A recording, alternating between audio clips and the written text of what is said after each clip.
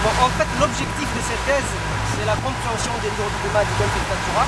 L'hydroclimat, en fait, c'est les propriétés physiques, chimiques et biologiques de l'eau de mer, notamment de la couche supérieure. Et on essaie de voir comment varient ces paramètres physico-chimiques de l'eau de mer et de voir dans le temps et dans l'espace et de voir l'influence sur la production halieutique et la pêche. C'est ça l'objectif principal. Maintenant, il y a eu un premier travail de cette thèse qui est basé sur l'utilisation des données satellites.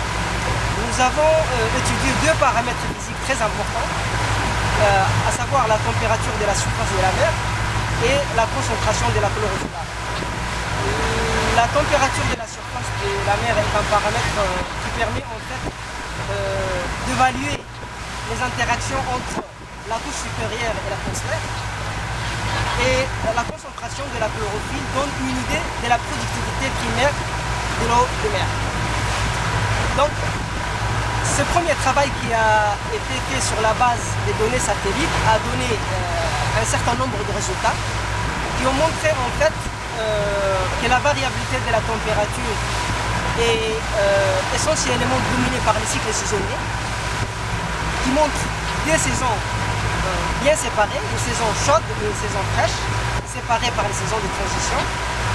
Nous avons observé aussi que pour la concentration de la chlorophylle A, il y a une activité cyclique. C'est-à-dire qu'entre le mois de juin et de juillet, on a, plutôt juste après la baisse de la température au mois de juillet, il y a un pic de la concentration de la chlorophylle A. Ça, ce sont les premiers résultats. Maintenant, pour donner une explication à ces résultats, il faut aller beaucoup plus en profondeur. Et là, on va installer des sondes le long de la colonne d'eau qui vont mesurer en continu la température et la salinité. Ce qui va nous permettre en fait d'expliquer, d'interpréter les variations saisonnières que nous avons observées grâce aux données satellites. Voilà.